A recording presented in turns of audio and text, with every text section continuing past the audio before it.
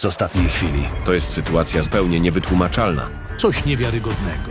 W części komisji przyrost głosów dla Nawrockiego sięgał kilkuset procent. Internauci analizują protokoły. Anomalie wykryto w kilkunastu komisjach. Ten wynik będzie dobry dla Karola Nawrockiego rano. Tej nocy wygramy te wybory. Karol Nawrocki te wybory już wygrał. Dzisiaj w nocy zwyciężymy! Tej nocy. Już wygrał. Cześć, witam Was, moi drodzy. Pozwólcie, że dzisiaj po raz kolejny i mam nadzieję chyba już ostatni poruszę temat wyborów i tych, jak to pisowcy nazywają, anomalii w liczeniu głosów.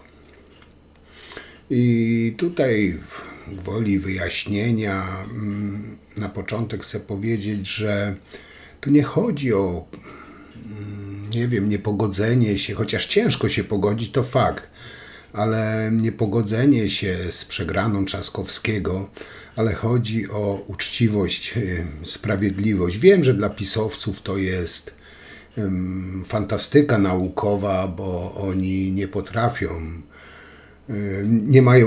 nie mają w słowniku takiego słowa jak uczciwość czy transparentność. A o co chodzi z tym powtórnym przeliczeniem głosów, którego pisowcy się tak boją jak diabeł święconej wody?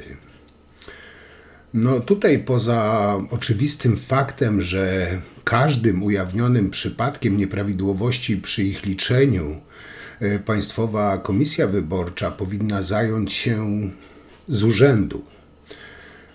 Chodzi o to, że każdy głos ma znaczenie. Zresztą tak nas zachęcali do wyborów. Idź na wybory, twój głos ma znaczenie. Jak się okazuje, nie do końca. Tutaj chodzi o poczucie sprawiedliwości obywatelskiej, o zaufanie do demokratycznych procedur, jakie by one nie były.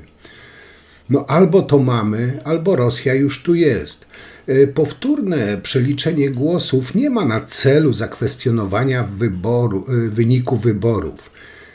Ma na celu elementarną sprawiedliwość. Na przykład ja nie chciałbym, by mój głos był przepisany Alfonsowi, bo ja nawet z lufą karabinu przy głowie nie zagłosowałbym na tego człowieka. I nie chciałbym, żeby mój głos był zaliczany dla tego człowieka. Ja już pominę taki drobny fakt, bo to też mi się, powiem Wam, rzuciło, że tak powiem, w oczy. I tak troszeczkę nie daje mi to spokoju. 2 niezależne badania Exit Pollu na różnych próbach i w różnych lokalizacjach. Oba dają wyniki wygraną Rafałowi Trzaskowskiemu. Po 2 godzinach okazuje się, że oba pomyliły się o około 1%. Podczas gdy w trudniejszych do oszacowania w pierwszej turze było to około 0,5 punkta procentowego. I tak naprawdę, nie wiem, czy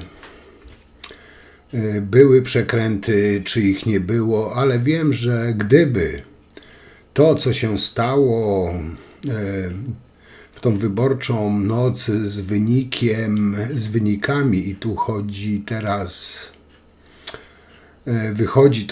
co wychodzi teraz, było w odwrotną stronę, to piździelce urządziliby taką jatkę, że do sierpnia byśmy się z pewnością nie pozbierali. O uznaniu przez nich nowego prezydenta już nawet nie wspomnę. Jak wiecie, tutaj pisowcy bagatelizują, wyśmiewają, ośmieszają i bronią się przeliczenia głosów. A tu chodzi tylko o to, że jeśli Nawrocki po przeliczeniu głosów ma dalej, może mieć mniej, powiedzmy, tych trochę głosów, ale dalej jest zwycięzcą. W czym problem? Po prostu tu chodzi o sprawiedliwość. O sprawiedliwość dla setek, może setek tysięcy ludzi, którzy oddali głos na Trzaskowskiego, a były przypisane Nawrockiemu. Tu chodzi o sprawiedliwość i jeśli są pewni, że Nawrocki wygrał uczciwie, więc czego do cholery oni się boją?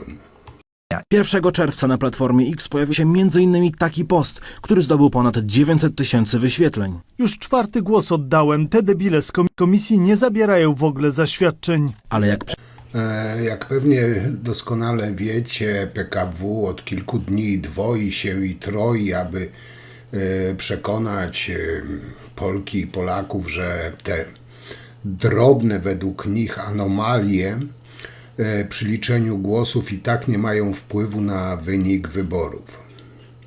No mają, nie mają, to jest kwestia sporna. Nie zmienia to faktu, że została poważnie naruszona powaga oraz uczciwość wyborów w Polsce. Ilu z nas teraz nie skorzysta z prawa demokratycznego wyboru, bo uzna, że nieważne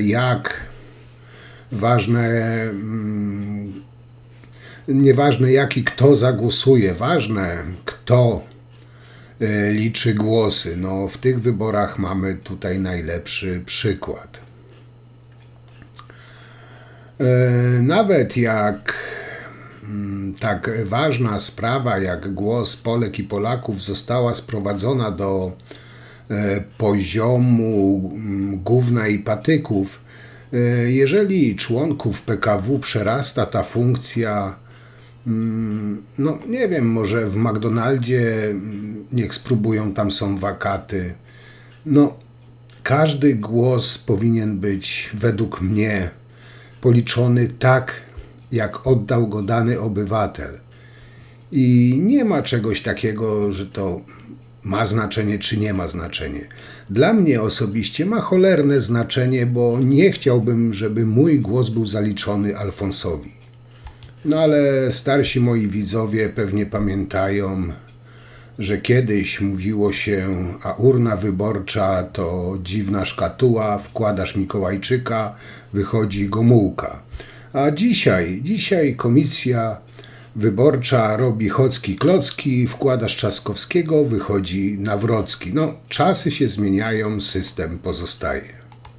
No, jest jeszcze kwestia tej chińskiej aplikacji Mateckiego, którzy wszyscy członkowie we wszystkich obwodowych komisjach, członkowie pisowcy, którzy tam siedzieli, tą apkę mieli na swoich prywatnych telefonach.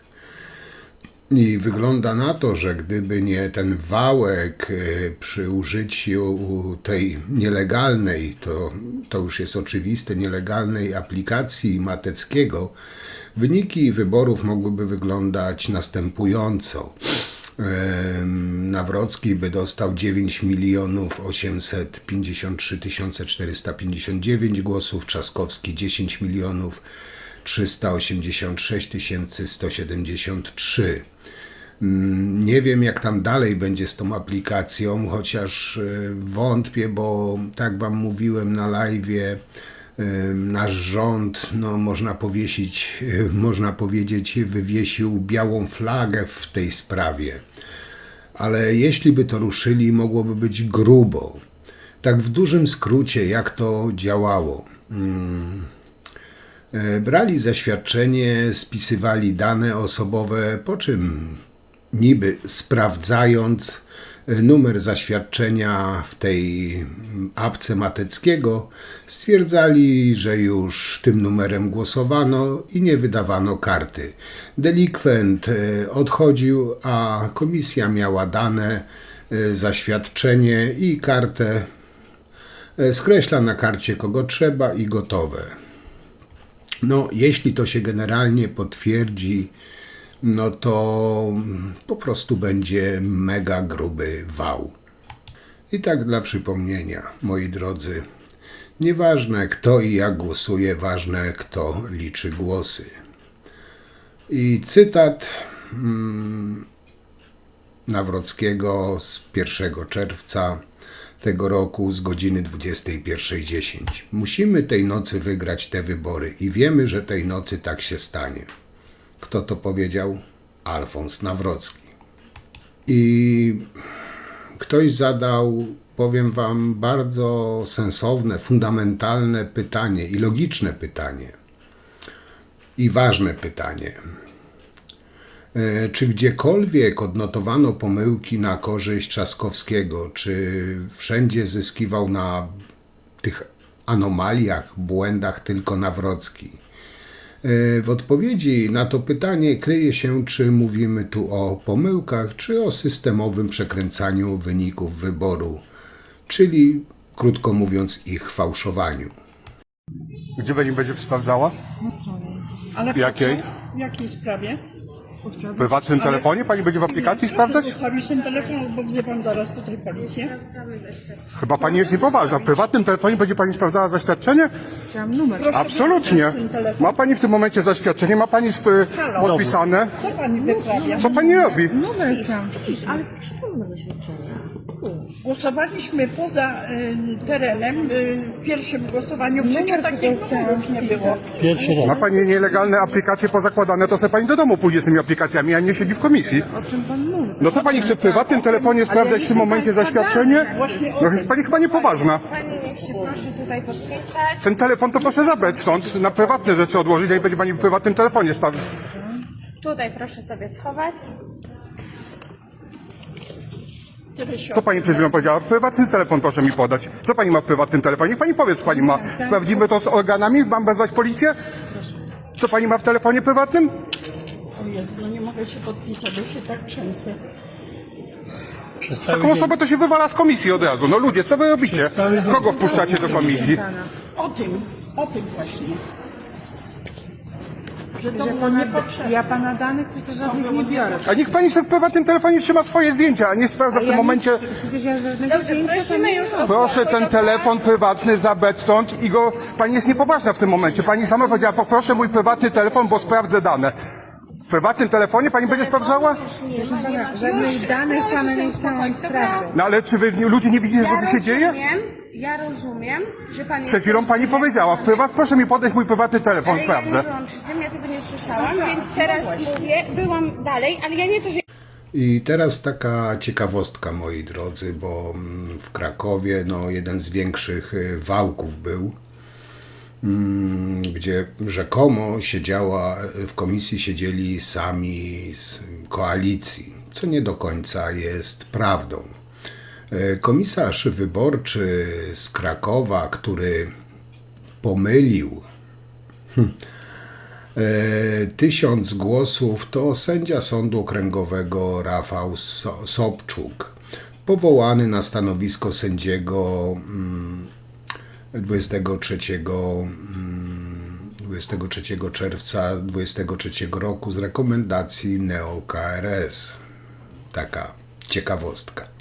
No, a teraz, moi drodzy, zapnijcie pasy, bo to człowiek Stanowskiego przewodniczył w Krakowie w komisji numer 95, która oszukała Trzaskowskiego na 1184 głosy.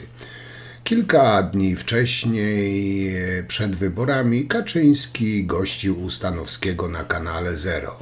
Nawrocki wygrywa w Krakowie przez anomalię podmienienia głosów Trzaskowskiego na Nawrockiego. Taki przypadek, taka anomalia. Inna anomalia, inny przypadek. No oczywiście, jeśli to jest prawda, no to jest to podstawa do oczywiście sprawdzenia. W gminie Godziszów ogłosili konkurs, że jeżeli frekwencja wyborcza będzie najwyższa, gmina dostanie pieniądze, czyli standardowo kupujemy ciemny lód za srebrniki. Wszystko byłoby w porządku, ale płacili ludziom za głosowanie na Nawrockiego. Przed jednym z lokali, o którym tutaj opowiadają, jedna osoba opowiada,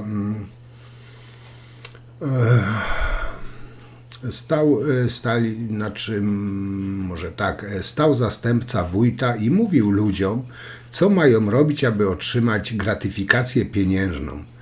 Zdjęcie z kartą i zaznaczonym krzyżykiem przy odpowiednim kandydacie oraz z dowodem osobistym. Po wyjściu z lokalu wyborczego pokazywali wymagane dowody i dostawali od zastępcy wójta po 100 zł za głos na Nawrockiego.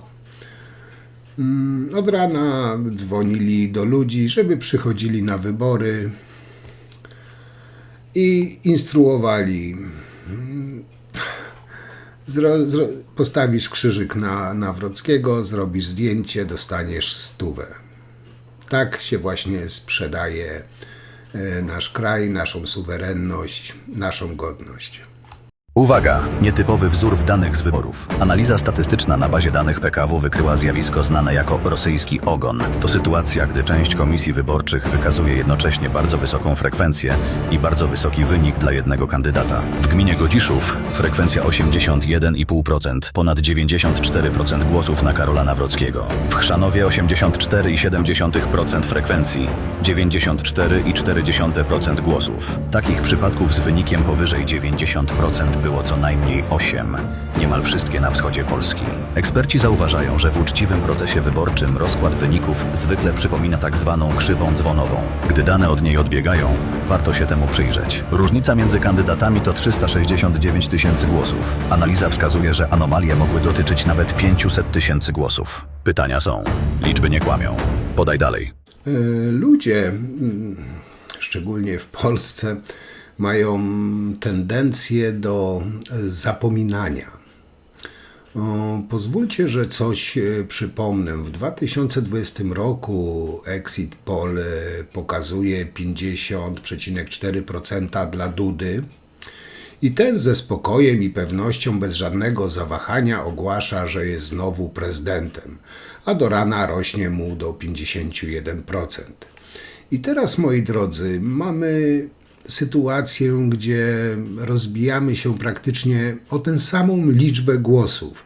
Ten sam schemat. Znowu pewność pisowców, że to oni wygrali. No, moi drodzy, bądźmy poważni. Nie ma takich zbiegów okoliczności. Tak można ustawić tylko system. Pisowcy znowu to zrobili, bo ja już wam wcześniej mówiłem, jak Duda 5 lat temu też przekręcili te wybory jak nic. I nie wiem, czemu my mamy spokojnie na to patrzeć i z tym się wszystkim zgadzać. I tutaj, moi drodzy, kolejne, wydaje mi się, bardzo ciekawe i treściwe pytanie, a sensowna odpowiedź chyba jest tylko jedna. Jeśli okazałoby się, że wszystkie te anomalie, pomyłki w kraju dotyczą korzyści dla Nawrockiego, to według mnie tak, wybory przy takiej różnicy głosów należałoby powtórzyć, bo liczenie może nie dać właściwego obrazu oszustwa, w szczególności, że była ta używana chińska aplikacja Mateckiego. Przekręty mogły być robione również w inny sposób, trudny do wykrycia. Jak wiecie i pewnie większość z was, ja osobiście nie wierzę ludziom z PiS-u. Nie wierzę polskiemu kościołowi katolickiemu, nie wierzę polskiej prawicy. Podstawa wiary jest szacunek do etyki, moralności i zwykłej przyzwoitości, a w tym środowisku tego wszystkiego po prostu nie ma.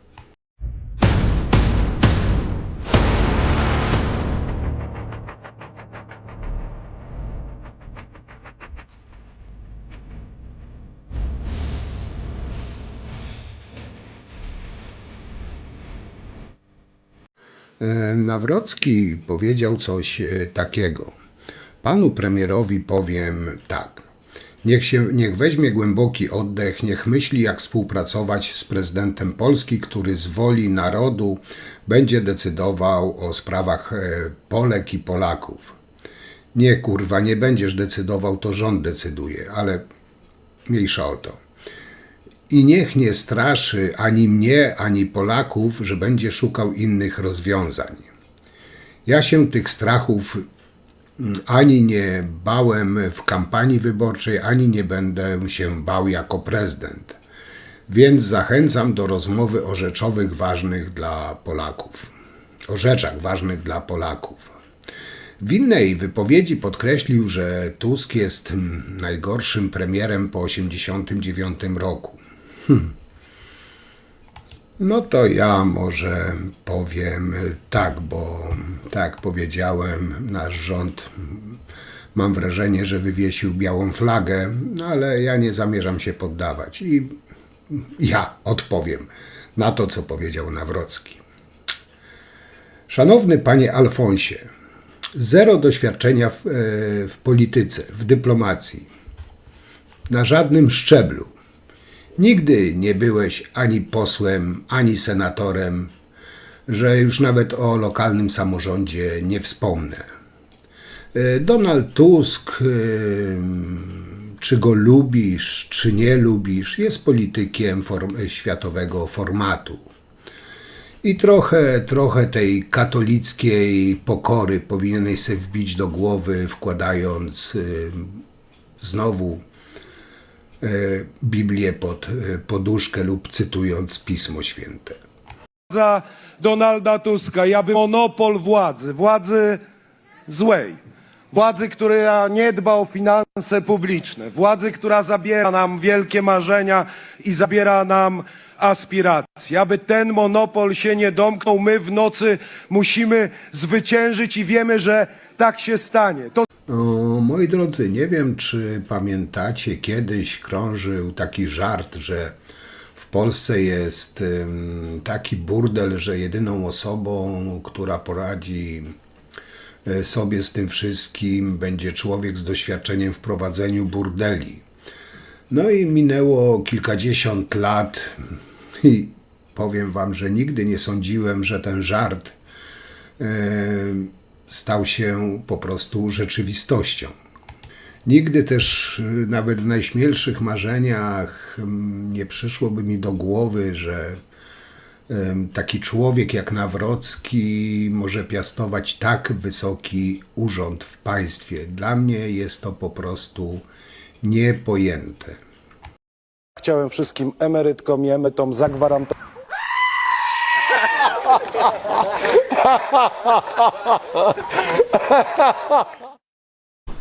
Tak, już powoli zbliżam się do końca, ale jeszcze jedną ciekawostkę chciałbym wam zaprezentować, bo tego oczywiście w gadzinówce pisowskiej nie usłyszycie, nie zobaczycie.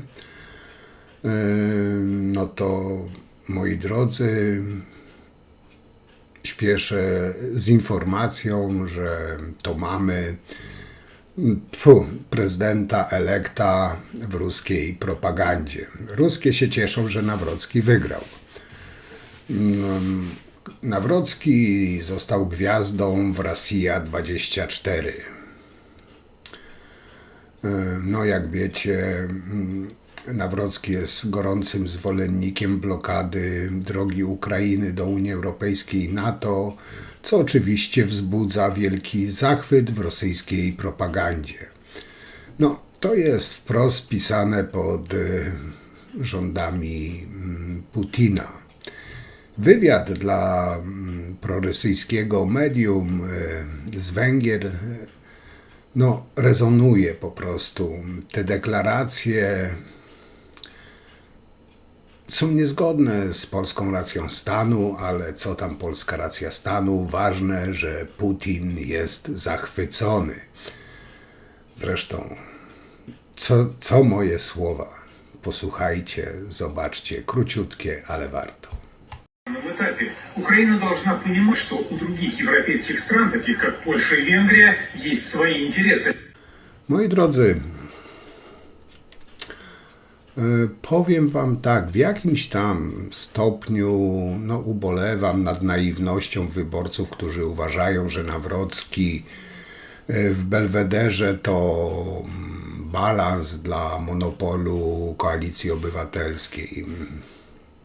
Tak naprawdę to jest, powinno być zero złudzeń. Jego zwycięstwo to plan wdrożenia na CITO rozpierdolu w parlamencie i przyspieszonych wyborów. PiS schematem Kremla oficjalnie wchodzi układ z gangsterami i w biznesy, można chyba powiedzieć, szarej strefy. I tutaj, to już jestem tego pewien, nie będzie żadnych hamulców.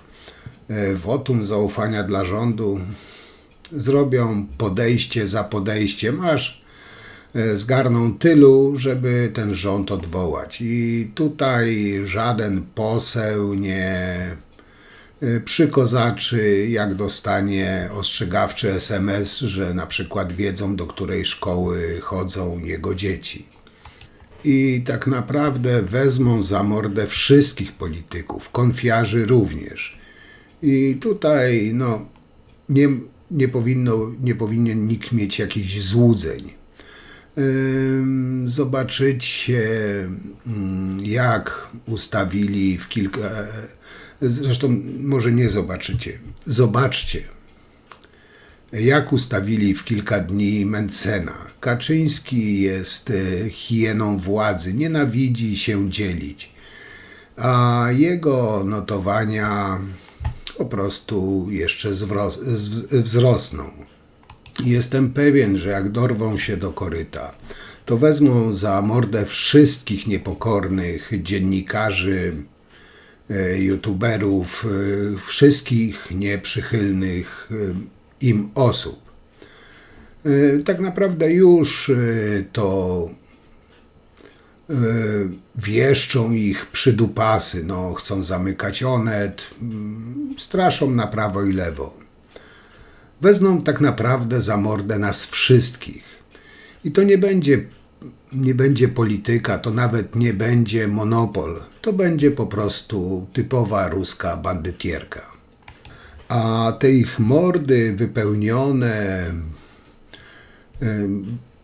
tekstami bogobojnymi, patriotyzmem, dbałością o Polskę, troską o Polskę, to chyba tylko już naprawdę wyjątkowi głupcy w to wierzą i nie zauważają tego, że oni to po prostu te wytarte slogany używają do tego, żeby dorwać się do koryta i mieć wszystko w swojej garści. Bardzo, bardzo chcę pogratulować panu prezydentowi elektowi wyboru, ale też pragnę podziękować w pierwszej kolejności Panu Bogu za to, że jest to zwycięstwo. Dlaczego? Bo różne środowiska, które były w Polsce, bardzo intensywnie modliły się, aby prezydentem naszej ojczyzny był prezydent, którego chce sam Bóg. Bo my nie wiedzieliśmy, kogo Pan Bóg chce, więc złożyliśmy to wszystko w ręce Boga. Dziękuję tym wszystkim, którzy organizowali procesje różańcowe, czuwania nocne, czuwania w różnych sanktuariach, którzy autentycznie, szczerze prosili Pana Boga, aby to był dobry wybór dla Polski. A co do Alfonsa, to ja teraz tylko czekam, co pisowska propaganda, ja już wiem, co pisowska propaganda będzie mówić, ale jestem ciekaw, co teraz pisowcy będą mówić, jak będą krzyczeć, bo do dnia dzisiejszego wypominają Tuskowi, że nie wypełnił 100 konkretów, że jest niesłowny. To poczekamy te 100 dni od zaprzysiężenia, czyli 3 miesiące. Nawrocki bardzo dużo obiecał w 100 dni, że zrobi, na przykład obniży ceny prądu o 33%. I zobaczymy, naiwny wyborco PiS-u, jak się będziesz czuł, jak Nawrocki po prostu wypnie w twoim kierunku swoją alfonsowską dupę. Czy będziesz tak samo ujadał, tak samo pluł jadem, tak samo skamlał, jak na Tuska, że nie wypełnił swoich obietnic? Bo naprawdę trzeba być wyjątkowo naiwną osobą, żeby wierzyć w zapewnienia wyborcze jakiegokolwiek polityka, a tym bardziej gangusa Alfonsa. Teraz wam wrzucę materiał, bo w telewizji za rubliki oczywiście już dopadła ich całkowita amnezja. Jeszcze nie opadł kurz po kampanii wyborczej. Wszyscy pamiętamy, to było głośne, jedno z głównych postulatów Alfonsa, że on w 100 dni obniży prąd o 33%. I myślicie, że w Republice o tym pamiętają? Nic z tego. Oni już zapomnieli. Oni nic takiego nie słyszeli. Oni o niczym takim już nie wiedzą. Zresztą zobaczcie, a to się ten filmik też przyda dla wszystkich pisowców, którzy dostają tej pisowskiej nagłej amnezji. Również pan prezydent elekt obiecał pewne rzeczy, że wykona, doprowadzi do obniżenia cen energii, cen żywności w 100 dni po swoim zaprzysiężeniu, więc również za te rzeczy trzymam. Nie, przepraszam, kto mówił o studniach? Obaj myślę, że tu mają... Nie, przepraszam, w przypadku Nawrockiego ja nie słyszałem o tych studniach. Na 100 dni. Pierwszych 100 dni od objęcia urzędu prezydenta Rzeczpospolitej wprowadzę z pełną determinacją plan prąd 33%, który oznacza, że będziecie Państwo po 100 dniach od mojego przejęcia urzędu prezydenta Polski płacić o 1/3 mniej za rachunki energii elektrycznej. Nawrockiego ja nie słyszałem o tych studniach. Na 100 dni.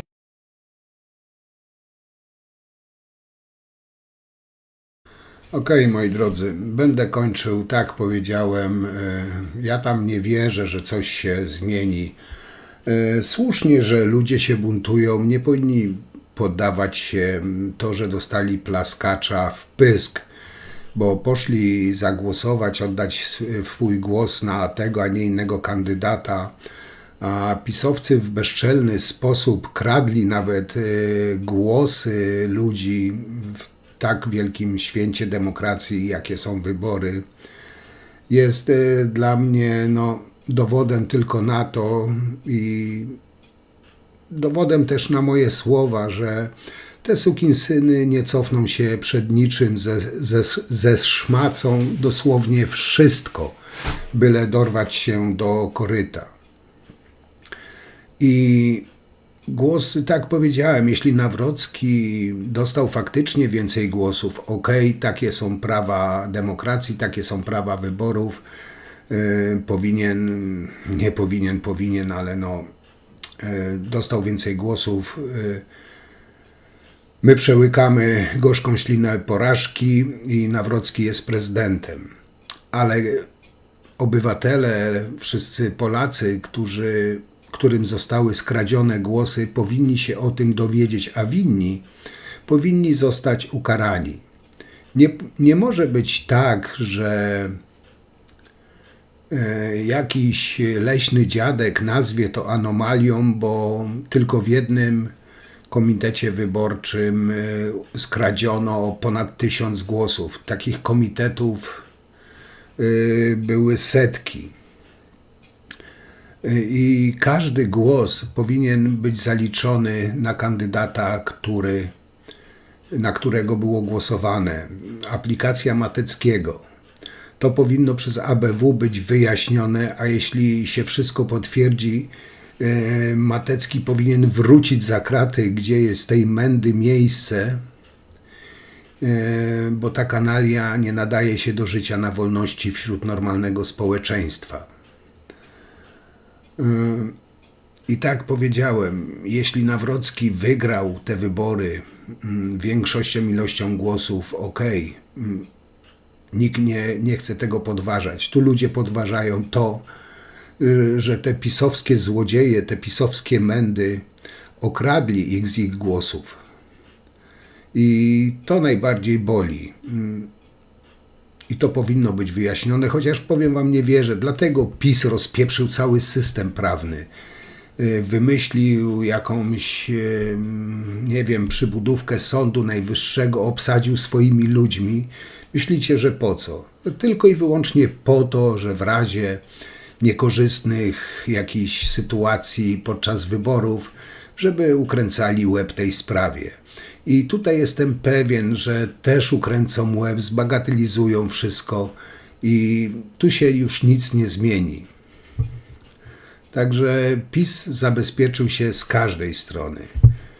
A do naszego obecnego rządu jesteście miękkie faje, że wywiesiliście białą flagę. Tutaj mnie zawiedliście i powiem wam, że tak chodziłem praktycznie na każde wybory. To teraz przy następnych naprawdę zastanowię się, czy iść, bo czy jest sens iść oddawać głos na danego kandydata, na daną partię, skoro takie pisowskie kurwy wezmą mój głos i przypiszą sobie. I tak pewnie myśli wielu Polaków. I tym akcentem zakończę dzisiejszy mój wywód, monolog. Oczywiście piszcie, co wy o tym myślicie, jak wy to widzicie. Ja na razie chyba temat wyborów zakończę, bo dość dużo o nim było, ale to tak chciałem uzupełnić i jakoś zamknąć to sensownie. Nie wiem, czy mi to wyszło, czy nie.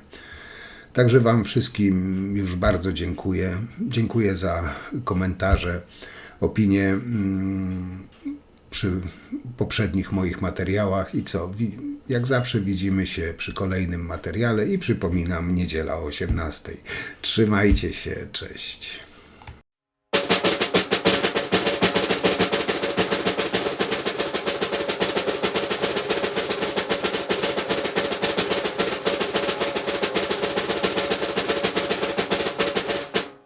Wiesz co, Jarosławie? Czas wypierdalać.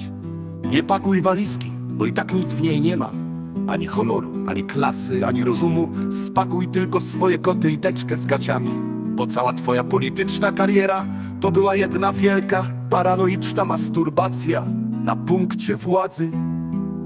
Rozjechałeś Polskę od co? Zrobiłeś z niej kraj, w którym brat nienawidzi brata. Sąsiad donosi na sąsiada, a babcie z różańcem w ręku krzyczą, że ktoś im zagraża. Bo nie chodzi w niedzielę do kościoła. To twoje dzieło, twój triumf, twój personalny rozpierdol narodowej wspólnoty. Brawo, maestro.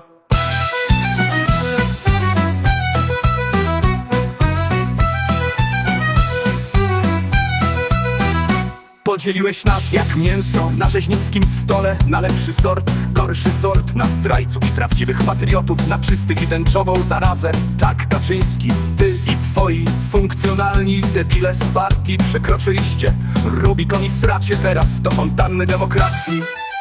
W imię czego? Władzy, zemsty za własne życiowe nieudacznictwo. Bo sam nic nie osiągnąłeś poza trzymaniem się kurczowo stołka i resentymentem do całego świata, który nie rozpoznał twojego geniuszu. Bo nie miałeś żony, dzieci, życia, tylko polityczną nekrofilię na trumnie, prawda? Twoje państwo z dykty i pogardy przesiąkło każdym zakamarkiem, od TVP po sądy, od szkół po szpitale. Wprowadziłeś nas w narodowy kas moralny, w którym staliśmy się albo cynikami, albo wrakami. Pamiętasz może, jak mówiłeś, że Polska jest w ruinie? To było zanim się za nią wziąłeś. Teraz jest nie w ruinie, a w rozsypce społecznej, kulturowej, prawnej i mentalnej. I to wszystko z ironicznym uśmiechem na twojej twarzy. Jakbyś właśnie wykiwał cały naród, ale już nie kiwasz, Jarosławie. Teraz ludzie patrzą na ciebie jak na stryja, który zeszczał się na rodzinnej wigilii i udaje, że nic się nie stało. Nie ma już wstydu, są tylko skutki, więc powiem to jeszcze raz prosto po polsku, tak jak rozumie każdy człowiek z kręgosłupem. Jarosław, wypierdalaj, zabierz swój smród, swój beton, swoją sektę i zostaw nam kraj, zanim do reszty z niego nie zostanie tylko logo na urnie z prochami po demokracji. Czas na ciszę po twoim krzyku, bo Polska zasługuje na coś więcej niż twoje fobie i koszmary. Zasługuje na oddech bez wstydu.